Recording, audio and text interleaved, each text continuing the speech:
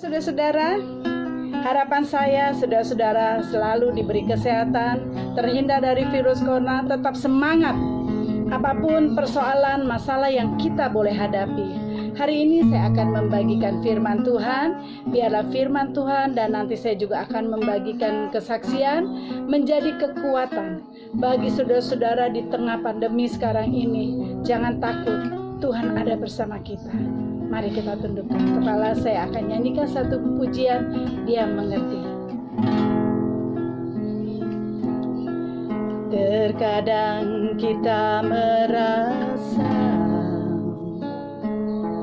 tak ada jalan terbuka, tak ada lagi waktu, terlambat sudah.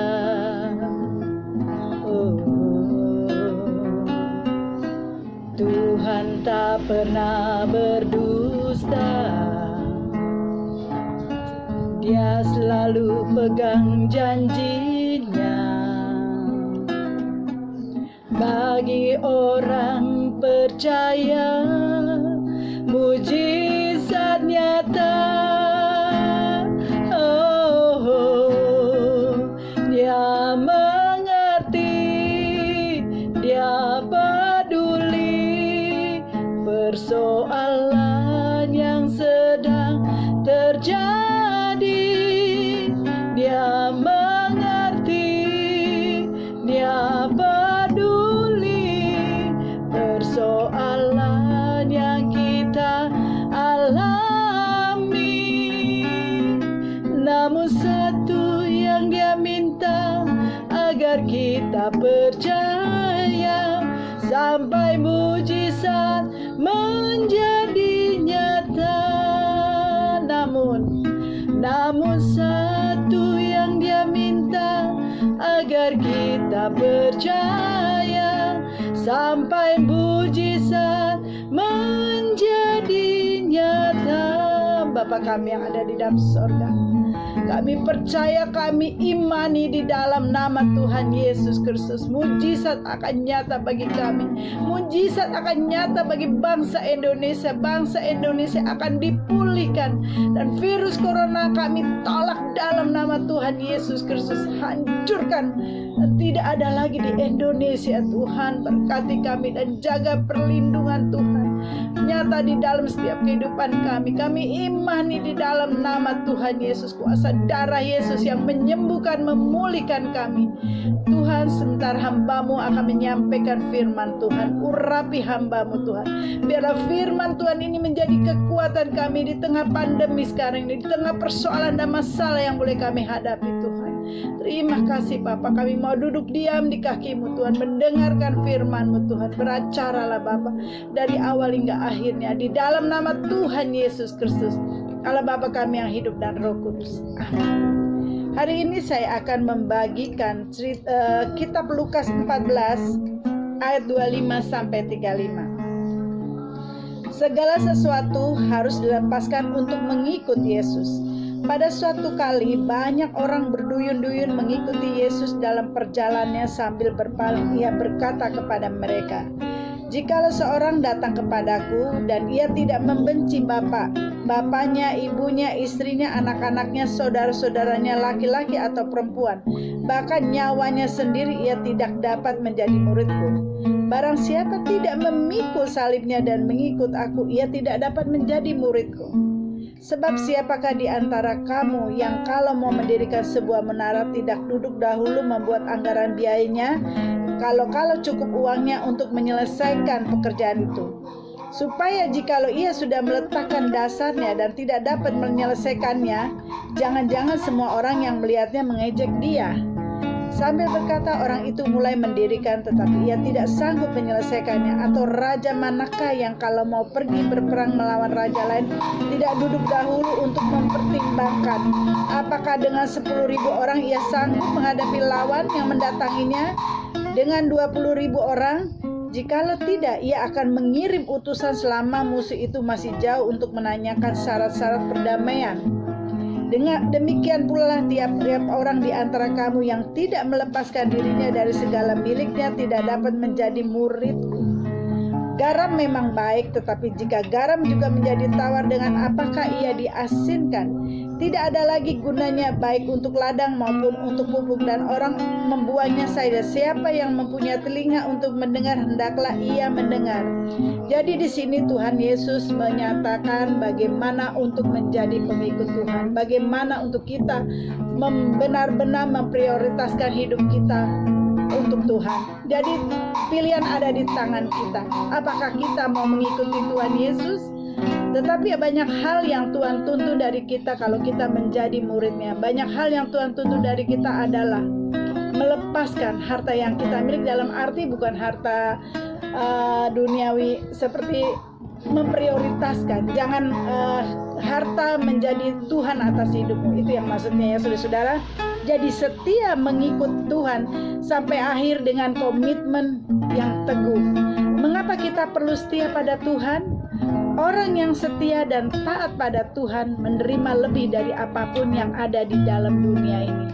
Mereka akan memegang janji Tuhan tentang kehidupan yang kekal. Jadi ada jaminan dari Tuhan kalau kita benar-benar mau mengikut Tuhan.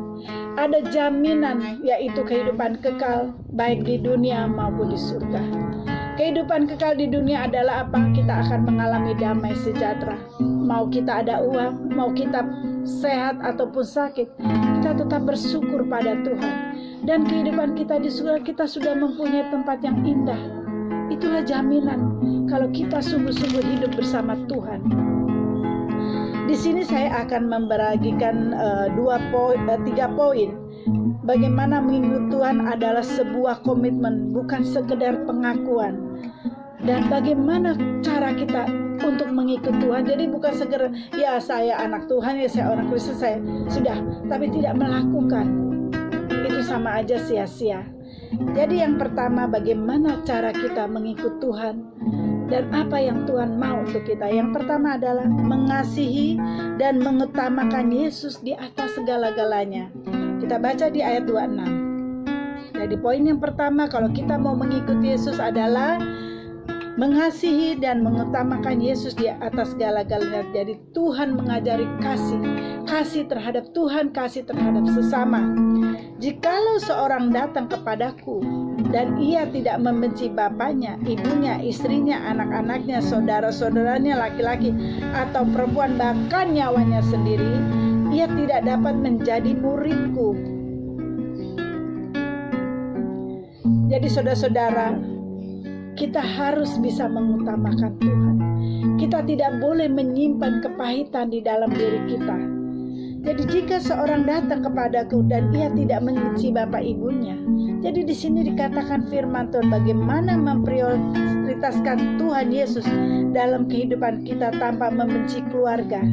Salah satu cara sederhana dengan melayani keluarga dengan sepenuh hati, yaitu dalam hidup tanpa membenci keluarga. Kadangkala kita merasa disakiti oleh anak, kita disakiti oleh suami, lalu kita membenci. Tuhan tidak inginkan hal itu terjadi. Tuhan mau kita mengampuni, sekalipun penderita, sekalipun kita diolok, sekalipun kita tidak dianggap. Saudara-saudara, Tuhan mau kita mengasihi sesama kita. Tuhan mau kita mengasihi saudara kita, anak, suami, sekalipun mereka melakukan suatu kesalahan. Jangan menyimpan akar pahit. Itu yang pertama, yaitu mengasihi dan mengutamakan Yesus di atas segala-galanya. Dan yang kedua, melepaskan segala milik dan harta. Ayat 27. Barang siapa tidak memikul salibnya dan mengikut aku, ia tidak dapat menjadi muridku. Jadi kalau menjadi pengikut Tuhan harus siap memikul salib. Memikul salib yaitu apa? Segala cobaan kita bisa lalui, tidak menggerutu, tidak marah pada Tuhan, tidak bersungut-sungut, tetapi belajar bersyukur ujian dan cobaan yang kita boleh hadapi, yaitu memikul salib dan mengikuti Tuhan, ia dapat menjadi murid. Jadi kalau kita mampu memikul salib, yaitu masalah, persoalan yang ada di pundak kita, tetapi jangan biarkan kita taruh di pundak, tapi serahkan semuanya pada Tuhan. Ya saudara-saudara, Jadi melepaskan segala milik dan harta, mengikut Tuhan bukanlah perkara yang gampang. Hal ini diungkapkan Tuhan di ayat 28 sampai 32. Saya bacakan, sebab siapakah di antara kamu yang kalau mau mendirikan sebuah menara tidak duduk dahulu membuat anggaran biayanya, kalau cukup uangnya untuk menyelesaikan pekerjaan itu, supaya jikalau ia sudah meletakkan dasarnya dan tidak dapat menyelesaikannya, jangan-jangan semua orang yang melihatnya mengejek dia. Sambil berkata, orang itu mulai mendirikan tetapi ia tidak sanggup menyelesaikan. Atau raja manakah yang kalau mau pergi berperang melawan raja lain tidak duduk dahulu mempertimbangkan apakah dengan 10.000 orang ia sanggup menghadap lawan yang mendatangi dengan 20.000 orang. Jikalau tidak, ia akan mengirim utusan selama musuh itu masih jauh untuk menanyakan syarat-syarat perdamaian. Jadi mengikut Tuhan bukanlah perkara yang mudah. Hal ini diungkapkan tadi di ayatnya, di mana ia seolah-olah ingin mengingatkan kita untuk berhitung-hitung sebelum mengikut Tuhan. Jadi Tuhan hanya mau mengingatkan, apakah kamu sudah siap mau mengikut aku dan tahu resikonya? Begitu kira-kira ya maksud dari firman Tuhan ini tadi yang saya sudah bacakan. Jadi mau mengikut Tuhan tuh berhitung-hitung dulu untuk rugi. Itulah orang dunia. Tetapi kalau kita tahu bahwa semua milik di dunia ini adalah milik Tuhan dan kita adalah ciptanya, kita tidak perlu lagi berhitung-hitung karena kita ada di dalam kekuasaan Tuhan yang berdaulat atas hidup ini. Karena mengikut Tuhan adalah suatu komitmen dan janji yang harus dipegang. Banyak hal yang kita akan hadapi termasuk masalah dan penganiayaan. Jadi pada saat kita memutuskan kita hidup dengan Tuhan, kita harus sudah siap memikul salib. Akan ada penderitaan, akan ada penganiayaan. Nah, saudara-saudara, apakah saudara-saudara siap untuk melakukan hal itu? Itu yang kedua. Dan yang ketiga, tidak menoleh ke belakang. Kita baca di Lukas 9 ayat 62. Tetapi Yesus berkata, setiap orang yang siap untuk membajak tetapi menoleh ke belakang tidak layak untuk kerajaan Allah. Jadi yang terakhir adalah tidak menoleh ke belakang. Jadi kalau kita sudah fokus, kita sudah ambil keputusan sungguh-sungguh mengikut Tuhan, kita tidak lagi menoleh ke belakang, yaitu kita tidak lagi menoleh ke masa lalu. Karena apa? Tuhan sudah menebus kita di atas kayu salibnya. Oleh kuasa darahnya, dosa-dosa kita sudah diampuni. Tuhan mau mensucikan kita, mau mensucikan hidup kita menjadi kepunyaannya, menjadi terang bagi banyak orang. Dia mau membawa kita, mengangkat kita dari lumpur dosa. Jadi jangan lagi mengingat masa lalu, jangan lagi menengok ke belakang. Mengikut Tuhan harus sepenuh hati dan tidak boleh setengah-setengah. Mengikut Yesus dengan siap artinya kita harus siap memberikan waktu dan apa yang kita punya untuk kemuliaan Tuhan. Karena Tuhan Yesus tetap setia mengasihi kita sampai akhir. Orang yang setia sampai akhir akan menerima mahkota kehidupan yang kekal dari Allah. Nah, itu yang saya bisa sampaikan tentang mengikut Tuhan. Saudara-saudara, semua pilihan ada di tangan kita. Jangan karena pandemi ini kita meninggalkan Tuhan. Jangan karena masalah yang berat kita lari dari Tuhan. Ingat saudara-saudara, kita ini adalah ciptaan Tuhan. Kita ini adalah anak-anaknya. Bapak mana yang akan membiarkan anak-anaknya menderita di dunia ini? Nah, kembali, apakah kita mau sungguh-sungguh merespon panggilan Tuhan? Apakah kita sungguh-sungguh mau mendengar suara Tuhan? Demikian firman Tuhan yang saya bisa sampaikan. Saya akan membagikan satu kesaksian. Saya mempunyai anak rohani. Dia tinggal di Jawa. Suami istri ini mengambil keputusan hidup ikut Tuhan. Dan dia tinggal di suatu daerah Jawa pedalaman yang hampir mayoritas penduduknya beragama di luar non-Kristen. Sehingga anak rohani saya ini, dia mau mengikut Tuhan, mengambil keputusan ikut bersama Tuhan. Dia tahu resikonya. Pada saat dia mengambil keputusan ikut Tuhan, yang ada dia akan dikucilkan. Dan itulah yang terjadi terhadap anak rohani saya ini, suami istri. Bagaimana dia dikucilkan di kampungnya, bagaimana orang tuanya pun tidak menghargai dia atau mengabaikan saja. Kebetulan anak rohani saya sedang hamil Dan pada saat melahirkan, orang tuanya pun tidak peduli. Sedangkan dia tidak punya biaya untuk melahirkan, dan dia harus operasi sesar. Jadi dia telepon saya, "Bunda, tolong saya. Saya tidak tahu, saya tidak punya uang untuk melahirkan karena ada masalah di kandungannya, dia harus operasi sesar." Dan yang paling tragisnya adalah orang-orang di sekitarnya tidak peduli. Yaitu saya bilang, karena dia mengambil keputusan mengikut Tuhan, dia harus memikul salib. Tapi itu tidak melemahkan mereka berdua. Mereka tetap terus setia pada Tuhan. Pantang menyerah. Lalu kami berdoa. Saya pun memberikan bantuan tidak cukup banyak, karena memang kami pelayanan, ya hanya hidup kami bersandar pada Tuhan. Jadi saya hanya bisa memberi seadanya. Lalu saya bilang, imani, percaya bahwa Tuhan tidak akan tinggalkan engkau. Lalu kami berdoa. Saat itu bayinya lahir selamat, dan biaya rumah sakit sangat besar, sedangkan yang dia punya hanya setengah. Lalu pihak rumah sakit menahan ibu ini untuk tidak bisa pulang sampai dia melunaskan. Lalu saat itu kami berdoa lagi, sepakat minta meluluhkan hati pihak rumah sakit untuk mengizinkan dia pulang. Dan akhirnya puji Tuhan, pihak rumah sakit mengizinkan dia pulang dengan syarat dia harus membayar dengan menyicil. Tapi saya bilang dengan anak rohani saya, bersyukur apapun akhirnya rumah sakit mengizinkan kau pulang, walaupun nanti sisanya harus dibayar nyicil. Tetapi saya bisa ambil luar biasa dari iman mereka berdua ini. Mereka tidak luntur ataupun merasa cintanya pada Tuhan. Dia tetap mengasihi Tuhan, dia tetap mengambil keputusan, dan dia tidak berpaling ataupun menoleh ke belakang. Tapi dia tetap bersandar pada Tuhan. Dia tidak mau meninggalkan Tuhannya. Inilah iman yang luar biasa untuk mereka berdua ini. Yang tadi saya bilang, mengikut Tuhan pasti ada salibnya. Mengikut Tuhan ada resikonya. Tetapi jaminan Tuhan adalah keselamatan, hidup yang kekal. Dan Tuhan akan memberkati orang-orang yang seperti ini. Bukan saja untuk dirinya, tetapi anak cucunya pun akan diberkati. Demikian kesaksian dan firman Tuhan yang bisa saya sampaikan. Biarlah ini menjadi kekuatan bagi saudara-saudara untuk tetap terus di jalan Tuhan, untuk tetap terus bersama Tuhan di dalam situasi keadaan apapun. Mari kita tundukkan kepala.